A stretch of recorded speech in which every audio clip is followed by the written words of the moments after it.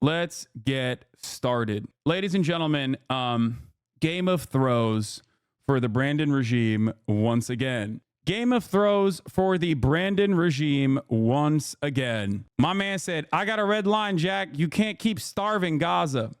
You can't keep starving northern Gaza. And I'm giving you an entire month. So our monitors now take us back to the State Department, where Matthew Miller is taking questions on U.S. support for Israel. Let's listen in. So, really? There's so much going on. And I expect your questions will fully cover everything. Give me the chance to expound on all of those things. All right. Well, let's start with this warning to the Israelis about improving humanitarian aid deliveries to Gaza. What can you tell us about this? A few things. So first, the Secretary did write, along with Secretary of Defense Austin, to the Defense Minister of Israel, Yoav Gallant, and the Minister for Strategic Affairs, Ron Dermer, on Sunday to make clear our concerns about the levels of humanitarian assistance that have been making it into Gaza. This was a letter we consider to be a private diplomatic communication that we did not intend to make public from our side, but now that it is public, I am happy to confirm it and speak to it to some extent. I think you have to put this letter in the context of our ongoing and long-lasting communications and concerns about the levels of humanitarian assistance that have made it to Palestinian civilians. If you go back to April, the Secretary wrote at the time to Minister Gallant to make clear that we had seen the levels of humanitarian assistance plateau, and then after they plateaued, start to decline, and made clear that at the time that the levels were unacceptable. I'm sorry. There is literally, first of all, number one, 30 days for you to actually give food back to the Gazan population that you are eviscerating is insane to begin with. It comes with the open recognition that you are starving the Gazan population in North Gaza. It comes a day after there were gruesome images plastered all over social media and even mainstream media to a certain degree of Gazans in tents outside of a fucking hospital being burned alive, where you can clearly see the IV drip, as they are begging, as they are, burning alive with the fucking IV attached to their arms. It is insane to me. It is so utterly depraved.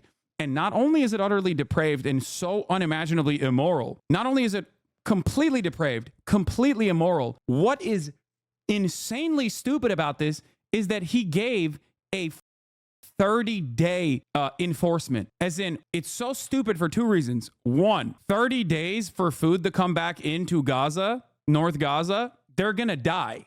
The fuck do you mean? Oh, you can starve them for 30 days? Great stuff, Biden. Thank you. Also, what is the significance of 30 days? Oh, that's right. It's post-election. Are you fucking stupid? Are you throwing? Are you throwing on purpose? Even if you are the biggest amoral, bloodless, sociopathic scumbag who gets off on the death and destruction that Israel is doing at your behest, even if you are the child mutilator, okay, you love it when they're doing it, you still should at the very least be a little concerned about your party's standing come November. What the fuck is going on? I don't understand it. I genuinely cannot, this has to be insult to injury, right? It does not make any sense from any comprehensible metric, okay? It obviously doesn't make sense from the morality of the situation. If it comes with the recognition that your ally is starving an entire civilian population in North Gaza deliberately, right? That's already a direct violation of human rights. You are a war criminal overseeing war crimes happening with the weapons that you are sending. But we already know that he is an immoral scumbag. Okay, we already know that the Democratic Party is overseeing and managing this genocide. What is shocking to me is that on top of the overseeing of this managed genocide, that they are trying to slap on a liberal, optics-focused veneer, is that they are simultaneously throwing for the election. I was talking to a liberal friend of mine who was working with some super PACs at this moment for doing turnout and trying to do door knocking operations. And one of the conversations that I was having with him, because he is not as worried about the polls because he keeps repeating, no, not Austin. Just stop trying to fucking figure out. These are my normie friends, okay? You will never know who they are. I will never fucking show them on camera. Listen, I was talking to a normie friend of mine who is currently working with super PACs. And the conversation that we were having, this back and forth that we were having over it, he basically said stuff like, oh, well, these are like Obama era consultants. Like, they know what's going on. I'm not too worried. They actually have a lot of money. They're very excited. You know, they're excited about the war chest. Like, I think their internal polling must be good. Otherwise, they're not like, it doesn't seem like they're too worried. And I was like, dog, they are fucking worried. They are definitely worried, and they should be worried. Stop assuming that they're fucking brilliant and doing everything for a good reason. Stop assuming that they are doing something for a good reason. They are not. Having said that, one conversation that we had, because he was like, I finally was able to like wear him out and explain to him the situation. And I was like, listen, dog, like this shit is not great.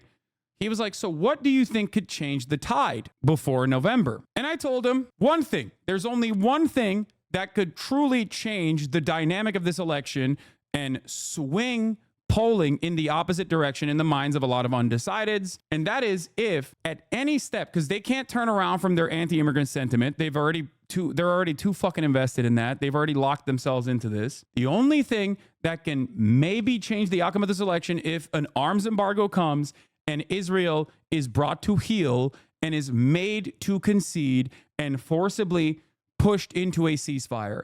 If that call comes in, if Brandon makes the boss call and actually changes the dynamic of this, there are still going to be plenty of people who are like, fuck you, you killed half my family, I'm never going to vote for you. But a lot of people would look to that, and the media coverage that you would get from that would potentially swing this election in your favor. That's the one thing. That is the one thing that they could do. And lo and behold, what did Brandon do? The next day, he's like, 30 days, arms embargo is coming in 30 days. You can starve them for 30 days. I had a lot of faith in Biden to do the right thing once Kamala took over. The pressure was off him. I'm here to admit I was wrong. You were right. And now I think Biden is truly bitter and actually dislikes Kamala's surge. I'm full doom on Biden and he wants to hurt Kamala.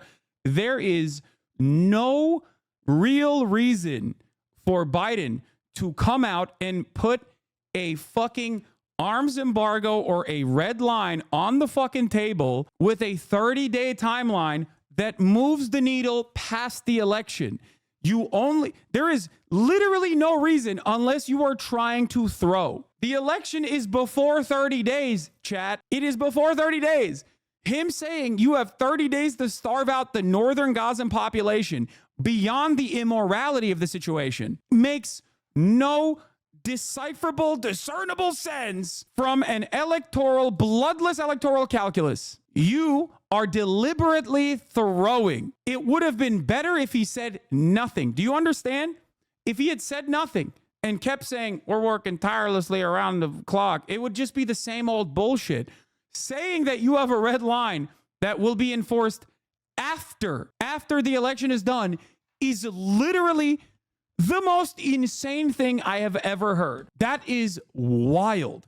He's hoping the empty promise swings the polls, but we aren't stupid. No, I think he is throwing. I'm telling you right now, he is throwing. I think he hates Kamala Harris. I think he hates the Democrats for taking away his toy. And he's like, I'm going to fuck up the bag. I love Israel. Am Israel hijack. I don't give a shit. It's insane. It is incomprehensible. I think they're saying that the aid should start going in now and report of it will be in 30 days. Yes, dog. That is an enforcement and a red line that comes after the election. If you could say 30 days, you could say tomorrow. You understand that? Do you understand that? You could say tomorrow. I'm enforcing this. You could have said that yesterday. I have a friend working at the DNC, and from what I've heard, your assessment is correct. There's bad blood in the White House. This is truly a spiteful, hateful thing that you do, because it obviously is insane. It is not only immoral, but it also directly puts you at odds with it directly puts you at odds in terms of like openly putting it out there that you recognize that Israel is violating human rights. You are openly recognizing that Israel is violating human rights and saying you got 30 days to stop violating human rights.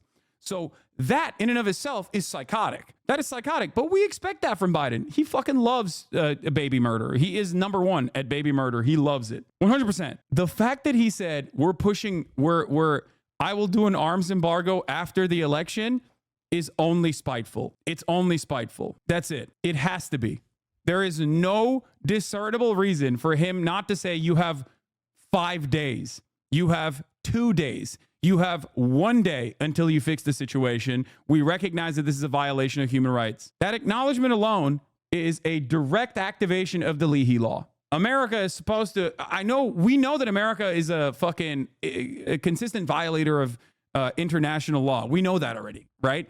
But this stuff is in the books, and there's a reason why they play this song and dance where they're like, oh, well, we don't recognize that Israel's violating human rights law, even though our own internal fucking data shows that they are. Like, oops, USAID gave me an internal memo and I just kind of ripped it apart and lied to Congress. I'm Anthony Blinken. They do that kind of song and dance because there is obviously supposed to be some kind of like something that keeps liberals together, something that makes liberals believe that there is like rules around this sort of thing, right? You can't go too far ahead. You have to play the song and dance. So it's worse than I heard. Kamala camp and Biden camp are bitter for many reasons. Kamala doesn't take advice from the Biden advisors. Remember, don't say weird. That was them. Fired several. Biden is bitter. He got kicked out. And Harrison is a Biden guy. So the DNC also dislikes Kamala. Remember, DNC failed with Gaza Speaker Harrison. So he's probably fired if she wins. Yeah, I think that there is obviously internal division here. Both parties don't necessarily care about like the humanitarian needs of Gazans. They don't really think that Palestinians are human beings worthy of dignity and freedom. Like that part is obvious, because if they did, they would be fucking screaming. At least one party would be like, what the fuck is going on here? This is completely unacceptable. But they are losers all the way down. Democrats might come out of an immediate embargo now because this fucks them completely. If they want to win, they should do it like they should have before. Yes, for months and months, I have said this.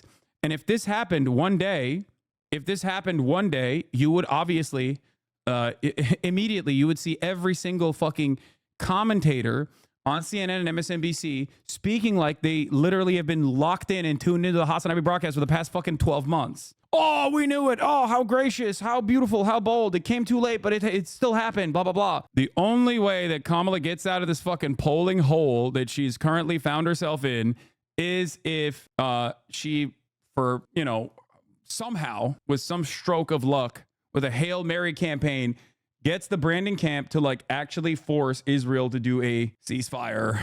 That's it. Why is Biden talking about 30 days when he won't be president either way? Why didn't they make Kamala promise? No, he'd be lame duck. He is still the president. He's still the president until January 20th. So why is this bad for Kamala? I missed that part. What do you mean, why is this bad for Kamala? There is one thing that could potentially... Okay, let's dial this back for a second, okay? Boom. I have the DC wonk hat on, okay? Forget everything. I am now a bloodless sociopathic monster who only cares about woke liberalism. I love the Democratic Party, okay? Imagine me as someone totally different. I'm Jamie Harrison. Now listen, as Jamie Harrison, I'm looking at the fucking polls, okay? I'm a Jamie Harrison type. I'm looking at the polls. I'm seeing that over the past month, undecideds have started swinging in Trump's direction. And what has happened in that past month? Donald Trump has done the fucking media campaign. He's been going after all of these other avenues where he could possibly pick up a lot of low propensity, mid propensity voters in the podcast circuit, yada, yada, yada. But all of a sudden, the momentum from the Kamala camp has completely been cut short. And now the momentum is swinging in Trump's direction. Momentum is now swinging in Trump's direction. I look at the avenues of communication. What do I have in front of me? I can't say anything about immigration because I'm locked the fuck in. I've spent tens of millions of dollars talking about how I am going to be the one that annihilates the migrants with my border wall, and Trump is silly and goofy and hypocritical, yada, yada, yada. So I can't make a massive communications change on that front. I've already destroyed that. I can't do that. I'm seeing Black and Hispanic men under a certain age slipping dramatically to the Trump camp. I'm looking at Donald Trump beating my campaign on low and mid propensity voters by 9 points. I'm, on the other hand, beating Donald Trump with high propensity voters by 4 to 5 points. That's not great. There are far more mid to low propensity voters out there by numbers, and the percentages are higher. So it's not a good situation for me at all. All signs point to alarm bells ringing. The campaign is on fire. We have a massive war chest. We have pumped tens of millions of dollars specifically into Pennsylvania, Michigan, Wisconsin, and many of these other important states. And yet the needle hasn't moved in my direction. It's moved in the opposite direction. That means the message that I'm putting out there is not working. It's not working. Now, there's one thing that I have in my power that I could do. There is one weapon that I can wield here. Because like the abortion stuff, it's working, but it's clearly not enough to swing the polls. There's one thing I do have, though. Americans broadly want this Israel thing to be wrapped up. That's it. It could be for a multitude of different reasons, but the overwhelming majority of Americans want a ceasefire.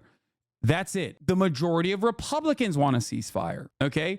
That is a massively consequential and massively popular thing that I could do. And if I do it now, there isn't enough time or money that these big moneyed interests can fucking attack me on, right? Because right now, if she did that, how much money could AIPAC spend against fucking Kamala Harris on the general election? How important could that be for Americans when obviously Americans don't give a fuck and they actually like a ceasefire in Israel, right? There is not enough time and not enough money to counter this objectively popular thing that she could do. So the only weapon that they have in their hands to change this trajectory is not even a communication, a difference in communicating like the humanity of the Palestinians or the humanity of the Lebanese people. Like that is too far gone. It's done. You've lost. You have to make actionable change and immediately do a full-throated media campaign to be like, we did that shit. You wanted it. We did that shit.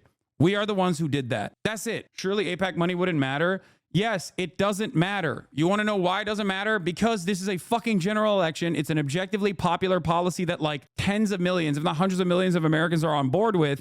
And last but not least, there isn't enough time for AIPAC to cut anti-Kamala ads, especially when Kamala could counter that with positive messaging surrounding this issue. It's not necessarily about separating herself from Biden. It's far too late for that. It's about forcing Biden's hand to push for a ceasefire, and it seems like Biden is not interested in doing that. Common sense gun control popular. Common sense no genociding popular. Yeah, except common sense no genociding is more popular than common sense gun control right now. It is the fifth priority amongst Americans. 1, 2, 3, 4, 5. The fifth one is Israel-Palestine, according to the NBC poll we looked at. Kamala Harris is losing to Trump by fucking 15 to 18 points on that issue. They think Americans, for some reason, possibly because Trump is not currently in charge overseeing this genocide, think that Trump would be better on Israel. And that's not because they think that Donald Trump is saying that he's going to continue the genocide, and that's why. Because that is inconsistent when you look at the actual fucking polling numbers on the issue of the ceasefire, where majority Republicans want a ceasefire as well. Donald Trump leads Kamala Harris on handling Israel-Ukraine wars, Wall Street Journal poll shows. And what we have seen over the past few months is that the level of humanitarian assistance has not been sustained. In fact, it has fallen by over 50% from where it was at its peak. So the Secretary, along with Secretary Austin, thought it was appropriate to make clear to the government of Israel that there are changes that they need to make again to see that the level of assistance making it into Gaza comes back up from the very, very low levels that it is at today. And the consequence, if they don't do that, is what? So I'm not going to speak to that today. Obviously, we made clear when we released our report that was mandated under National Security Memorandum 20 that there are provisions under U.S. law that require us to make certain certifications, and to make those certifications, we have to see that Israel is not arbitrarily denying humanitarian assistance making it into Gaza. When the Secretary made his conclusions under that report in April, he did so based on the changes that we had seen them put into place and the increased levels of humanitarian assistance. But of course, those levels of humanitarian assistance have to be sustained. Yeah, but but what's the consequence? There are implications under U.S. law, under policy, that I'm not going to speak to here, largely because we hope that Israel makes the changes that the Secretary outlined in the letter. I mean, you say that there are implications to it, and obviously under U.S. law, that's assistance. Is there specific assistance that come under scrutiny? So I don't want to deal with any hypotheticals. You are right that it's just a plain reading of U.S. law. If you look at the provisions of U.S. law, that we are required to conduct assessments and find that recipients. Damn, where was that earlier, bro? What the fuck? That's crazy. Turns out there is a fucking law, huh? This is my Turkish goat who made up Pamuk, friend of the show, pushing the state spokesperson on the humanitarian aid to Gaza. Why are you waiting another 30 days to implement the law, she says. Miller says, we believe it is appropriate to give them a chance to cure the problem. It has been over a year now. Officials from this department have addressed that Israel is persistently and arbitrarily impeding aid into Gaza. If it's already doing it, why is the U.S. waiting? There are people inside this building who reach the opposite conclusion, he says. Good shit. Have you ever heard that when companies are about to fail, they assign a woman CEO and then say, see, she messed up? Yeah, like Twitter. I always thought that was just for corporations. I didn't know they could do this for an election. Yeah, they're doing it to the Democratic Party. That's such a funny, that is a funny take. I agree with that. They literally are just like, yeah, see, the woman fucked it up. It's the same shit, dude. What was it? Linda Yaccarino or whatever, becoming the CEO of Twitter to fucking throw the goddamn, to throw the goddamn platform in a fucking wastebasket. Yeah, that's great. Recipients of U.S. military assistance do not arbitrarily deny or impede the provisioning of U.S. humanitarian assistance. That's just the law, and we, of course, will follow the law. But our hope is that Israel will make the changes that we have outlined and that we have recommended, and that the result of those changes will be a dramatic... Why would they do that? Why would they do that? Of course they're not going to do that. They've never done that. For 12 months, you haven't done that. Dramatic increase in humanitarian assistance. Ultimately, we are focused on the bottom line here. It's just it. Humanitarian assistance had been low. The changes that we had recommended had gotten it up, and those levels have not been sustained. And so we need to see further changes by the government of Israel. I mean, obviously the timing of this, I know you don't explicitly do politics, but there's an election coming up here. To what extent is that a factor? I mean, 30 days from now would be after the U.S. election. It's been a year since the conflict has been ongoing. The president has repeatedly warned Israel about assistance, about civilian casualties, with at best mixed results sometimes.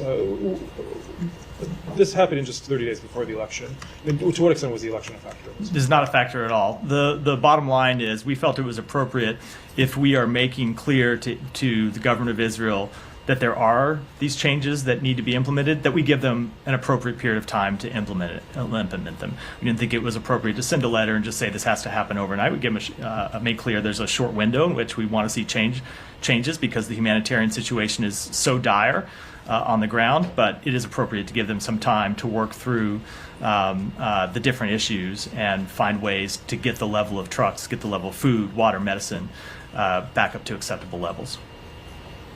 Yeah, Kamara. Hi, Matt. So the 620I Foreign Assistance Act actually doesn't have the word arbitrarily. You say it's the law, but the NSM 20, which is a memorandum, has the word arbitrarily.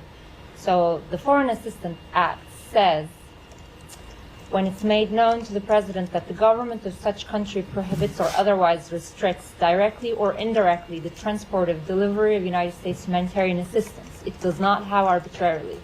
So given you are already saying humanitarian assistance is very low and putting in front of Israel a bunch of concrete measures on how to improve it, why are you waiting for another 30 days to implement the law? Because we believe it's appropriate to give them a chance to cure the problem.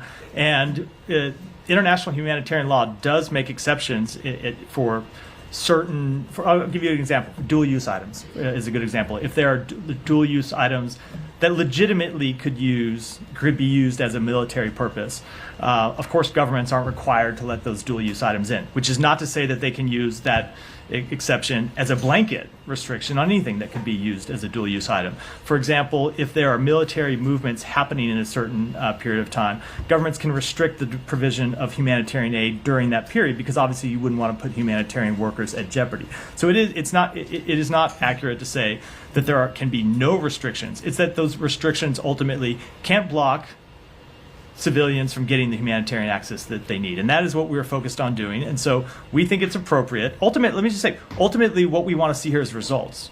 This isn't about making a return. Bro, you don't understand. There is dual use for the fucking flour, okay? Dual use goods, baby. Scissors, dual use. Could be used for terrorism. Could also be used to cut medical gauze, but guess what?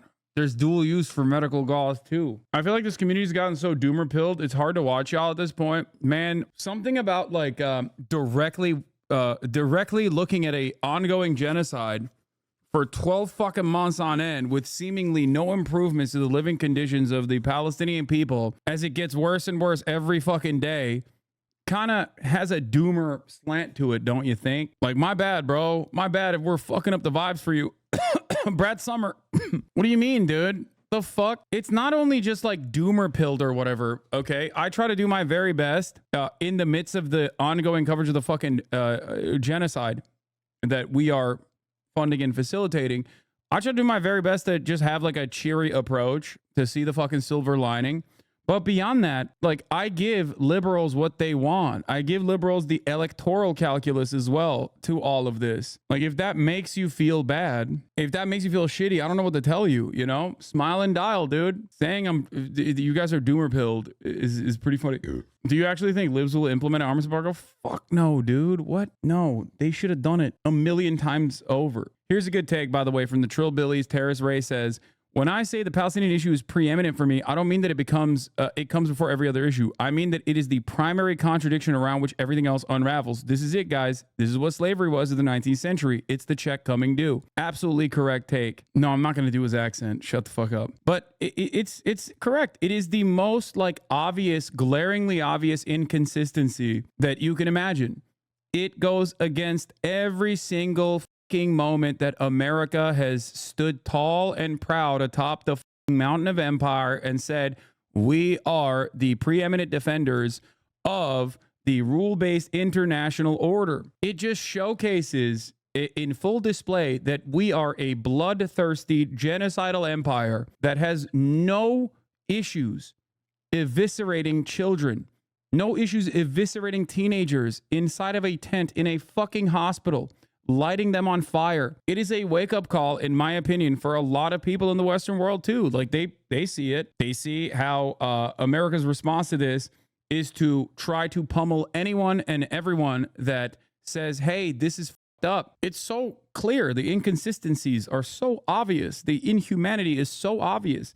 It is the issue. It is the issue. And in a way, it's like when people go, well, what about this? Or what about that? What about Sudan, right? Like, those are obviously massive humanitarian crises as well that countries that we back are funding and facilitating, like the UAE. But beyond that, this is a direct through line of America, what America says versus what America does. No, it's not whataboutism, Andes. Like, that is a massive humanitarian catastrophe also unfolding right there. They're directly in the hands of our allies, utilizing some of the bounty that we have afforded them in terms of security contracts. The issue here, however, is that is still like at least 2 ticks removed from direct American intervention, whereas America and Israel are like this. America and Israel are like this. It's very obvious. It's like when Israel kills a Palestinian child, most people recognize that it's America killing that child. So what is this guy saying here? Israel should let the aid get in and then bomb them? Yes. And Israel's saying, nah, we're not even going to do that. Rhetorical statement. It's not about making any kind of threats. It's about seeing the situation reversed. And so that the civilians in Gaza who are not getting adequate access to food and medicine and other humanitarian goods today actually see, as a result of our efforts, a change in their daily lives. And that's what we're focused on achieving, and that's what we are trying to achieve through this letter. Sure, but I guess what I'm trying to get at, and I'll ask you again, is like, we've been at this for over a year now. You have made these warnings dozens of times, if not more, from this podium. Secretary has done it, President of the United States has done it, and yet we're here. Other outlets have reported, that Reuters has reported all the way back in April, that officials from this department have assessed in internal memos that Israel, quote, is persistently and arbitrarily impeding Matt Miller, the baby killer, aid in Gaza. So if the law is already being, if it's already doing it, why is the United States waiting? So, first of all, that is not, so we've been over this before, I know, from this podium. There are people that reach that conclusion, and there are people inside this building who reach the opposite conclusion. So I think it's... Oh, shit, dude. There's people have reached the opposite conclusion. No, they haven't. No, they haven't. They're just lying, okay? That's it. They're just lying. And it's pretty obvious that they're just lying because virtually not even virtually, every single humanitarian aid organization, international institutions of justice have come to the same exact conclusion after stepping foot inside of Gaza. Israel is not rendering aid to the civilian population of Gaza as they endlessly bomb them, as they move them around the Gaza Strip, tens of thousands of people at a time, and fucking kill them in the process and blow up the fucking safer zones, which is a new distinction. It's not a safe zone because safe zones come with, legal qualifiers of what you can and can't do. So they're calling it safer zones, and then they bomb those safer zones as well. That's it. Every single institution knows exactly what the fuck is going on, and including, but not limited to, the American State Department. Their own internal memos show this reality. You read all of that, you see all of that, and you go, I don't give a fuck. That's it. And the American government under the Trump administration would have done the exact same fucking incompetent bullshit. It's just that the expectation from liberals is that they are supposed to be the adults in the room. They're not. It's important to state that for the record, that when you have a difficult situations, it's not uncommon for people to reach different assessments. Ultimately, if you look at the last year and our record of working to get humanitarian assistance into Gaza, what you've seen is the U.S. intervening at critical moments. Going back to October 12th, let's not forget that it wasn't October, it was October 16th. So just a few days after October 7th, that the secretary was negotiating with the government of Israel until 2 a.m. in Tel Aviv to get the first trucks. Oh, dude, it was so hard for him. It was so hard for him. He was trying his besties to fucking get like a truck of flour that has been sitting outside of the fucking boundary. What do you mean, dude? What the fuck are we talking about? Without the United States of America, Israel does not exist. Every single thing that the Biden administration has done in terms of their bear hug Netanyahu strategy should be viewed from that lens. Without the $20 billion of weapons that we shipped willingly and happily in direct contravention of American laws and international humanitarian laws to a serial violator of human rights, a genocidal apartheid nation state that is conducting a litany of war crimes, including the worst crime of all, genocide. Every single aspect of this conversation it should be read with Biden is directly responsible for it. Like, we literally have, as of yesterday, actual boots on the ground. 100 American troops have been deployed into Israel to beef up Israel's anti-ballistic missile systems, okay? Missile defenses. Why are they doing that? Because they want to defend Israel when Israel inevitably does not listen to Joseph Robinette Brandon and fucking blows up nuclear silos or whatever the fuck, and Iran rains down missiles. Will that be successful? Will the 100 American troops be able to defend against a barrage, a salvo of Iranian hypersonic missiles? I do not know. Probably not. But it doesn't even fucking matter. These guys have dropped the ball so spectacularly that at this point, they don't even give a fuck about not only the hostages in Gaza, that much is obviously clear, but they don't even give a fuck about the civilians living inside of Israel. They do not give a fuck about the potential devastation to the global economy. They just are so one-track minded, so short-sighted on this matter that they are just trying to give Israel as much territorial acquisition as possible before time runs out. It is desperation. I've repeated this when talking about Nazi Germany. I'm sure that there were Nazi generals that were like, well, I mean, I know for a fact that there were Nazi generals that were like, hey, dog, what the fuck are you doing? We're going to assassinate you to Adolf Hitler. There was a plot even internally. There were probably plenty of people that were like, dude, don't invade Russia. What the fuck? And he was like, 9, I'm going to do that anyway. You can't stop me. We then turn around and look at that and go, how did they go so wrong? Empires die. Empires die. Countries make mistakes. Countries are not these infallible like overseers that are always making the right tactical that are always taking the right tactical approach. Even invading Poland was a hard line for a general to secretly turn against Hitler. Into Gaza. I know you were there.